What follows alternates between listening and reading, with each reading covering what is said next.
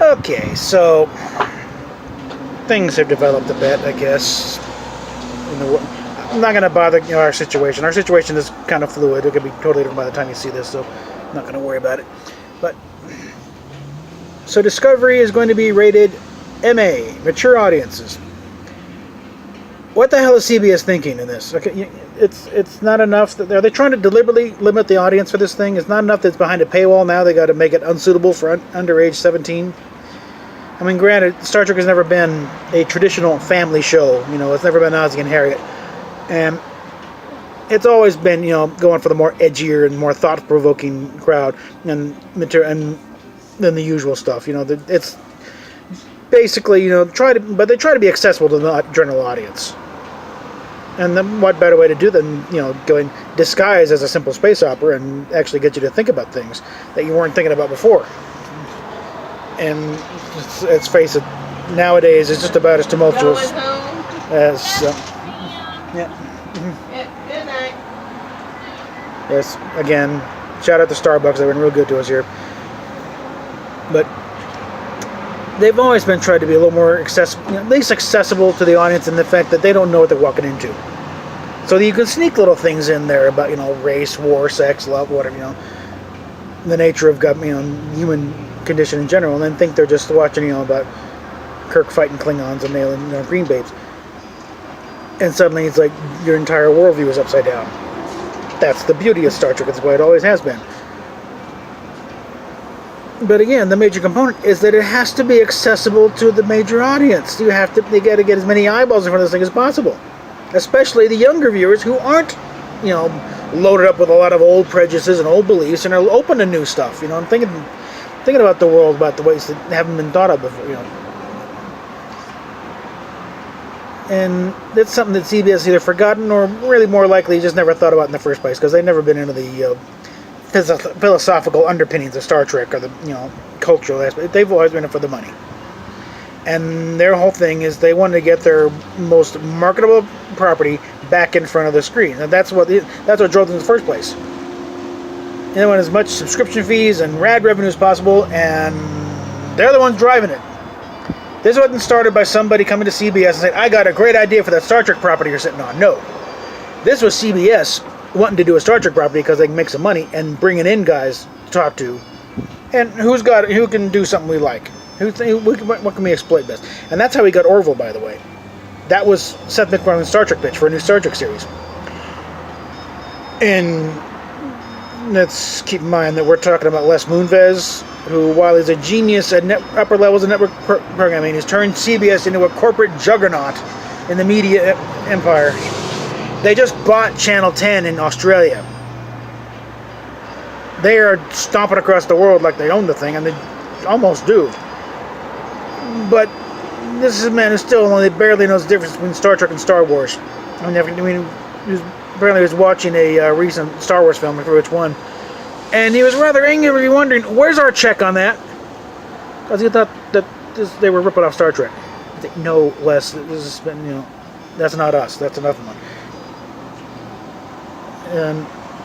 But also remember, getting to the next point here, is nobody in Hollywood wants to be first, but everyone wants to be second. Nobody wants to be the guy with the first type of this type of program, but they all want to copy it. And what we got here now is a major case of Game of Thrones envy. I mean, I pointed to one of the first commentaries that they're trying to capitalize on the Game of Thrones thing and have their own version of it. Even HBO is trying to do something, because then Game of Thrones is wrapping up in next year. They got one more season and that's it. And that's what they're doing with Westworld. They're trying to get another Game of Thrones type of thing. And CBS, of course, they're for Star Trek meets Game of Thrones.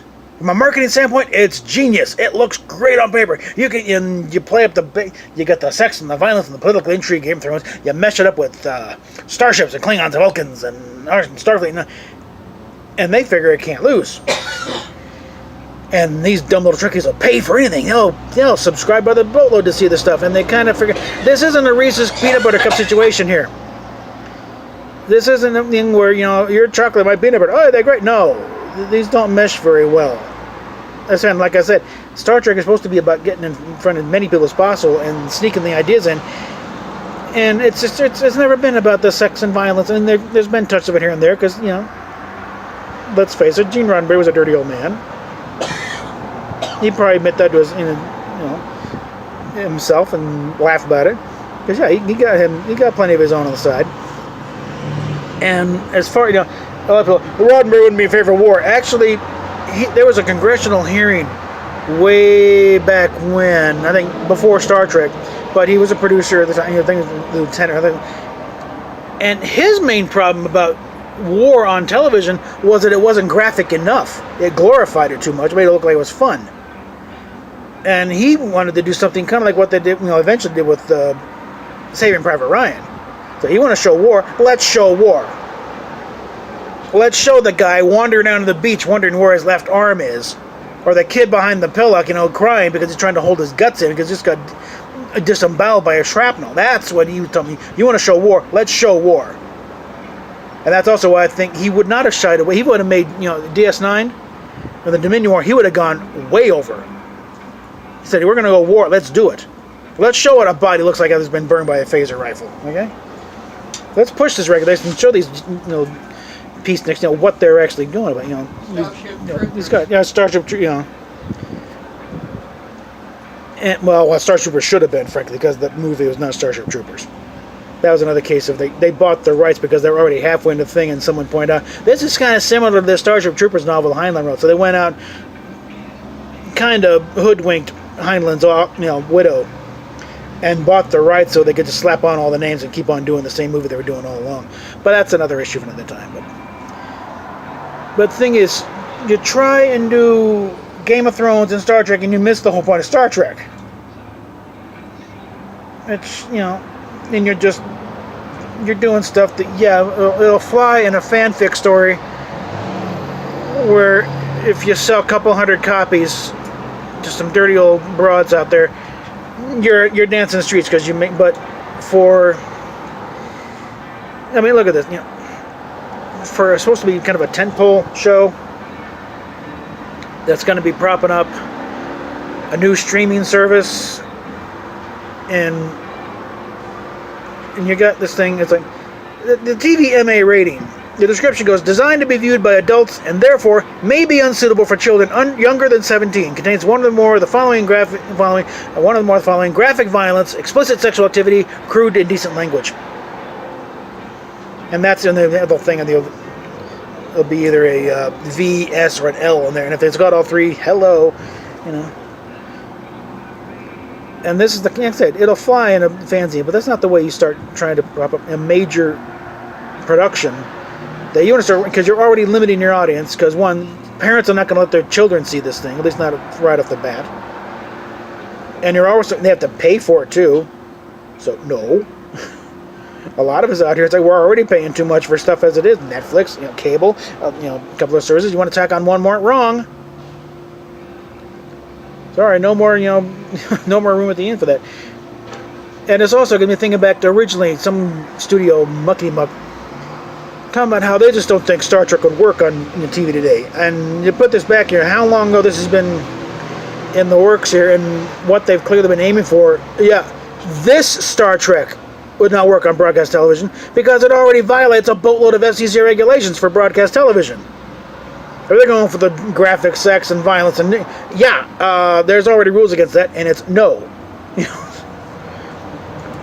That's what cable's for. That's what the online streaming is for, the premium channel. So guess what? They knew right from the get-go they were going for that Game of Thrones crowd,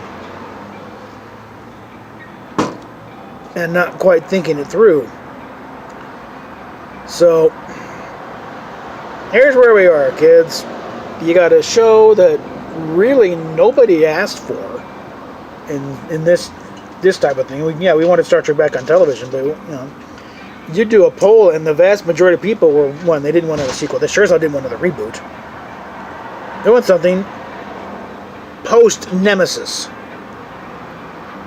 Personally, I would like something that would totally invalidate the story of Romulus blowing up, because that's a stupid storyline in the first place, especially the way they did it. It's like a supernova wiping a half. Did these guys even look up the definition of a supernova when they did that in JJ Trek? It's just an exploding star. You'll wipe out the system, but it's not going to be a threat to anything beyond that system, okay? Sure as hell going to require any action, because it wasn't the Romulan star that blew up. It was one halfway across the galaxy, supposedly, and that's going to take out everything. Well, then, if it's already gone off, then too late, okay? But yeah, it's like, you got to show that nobody really asked for it, and a concept even fewer would have been interested in, and you're doing things that are just completely contrary, and you wonder why there's backlash on this thing, because again, nobody wanted another reboot. They didn't want a prequel that close to the original series, and one where it's like nothing fits in the original series in any way, shape, or form. The uniforms aren't even close, the ships aren't even close, the Klingons are not even remotely close. And add insult to injury, now you're making it a mature audiences only, where you can't even really get the kids who are into it to watch it, if their parents have any kind of control over the TV. And you kind of wonder, what the hell are they deliberately setting this up for? Well, it didn't work, so all you guys want a new Star Trek series. Yep, forget it. We tried it. It didn't work. Yeah, you tried an unworkable concept with all kinds of obstacles in the way. So no wonder it failed. It's like, yeah, we tried to design a new car, but you designed a car with wheels all on one side of the car. It's that kind of idiocy. So yeah, I'm still thinking this is not going to fly. Okay, we'll get an interesting DVD set come next year, where you can watch, all the naked, violent Star Trek stuff you want to watch for about maybe 6 episodes. Because, like I said, depending on the way Netflix is paying for this, if they've only paid the first half and they don't like what's happening, they're not paying for the other half of this. They're pulling the plug, and it's just going to come screeching down. And we'll get, come this time next year, we will have Nicholas Meyer's new project. Again, who knows what it is? Maybe it'll be Khan, maybe something else. And we'll see how that goes. And all that's going to depend on how many other producers they're bringing on that one. If it's CBS only, then I might get something that actually matches up. If it's another one where they got 2 or 3 other production houses, then they'll do the same stupid, other than prime timeline license. And it'll be another one. It'll be the Elseworlds versions of Star Trek here. We got this thing. It's going to be an alternate reality. That's the best thing I can say for it. And then Nick Meyer's thing will probably be an alternate reality. He'll probably get cheesed off because they won't let him do what he wants to do. Until finally somebody gets in there, is either brought in who's like, how do we make the Star Trek thing work? Because nothing we're doing is working right. Or they'll give up and discuss, throw it down, and still make $1 billion a year on the existing properties. Because the original series merchandise still flies out the show. You got 30th anniversary of Next Gen, so that stuff will start going. And I think also DS9 and Voyager are starting to become a little better appreciated. Even Enterprise is starting out. But I'm beginning to think we'll see a Blu-ray version of the director's cut of the motion picture before we get a series produced by anybody who knows what the hell they're doing. And on that note, PayPal, Patreon, Cafe Press, all the usual stuff down below. Let me know what you think.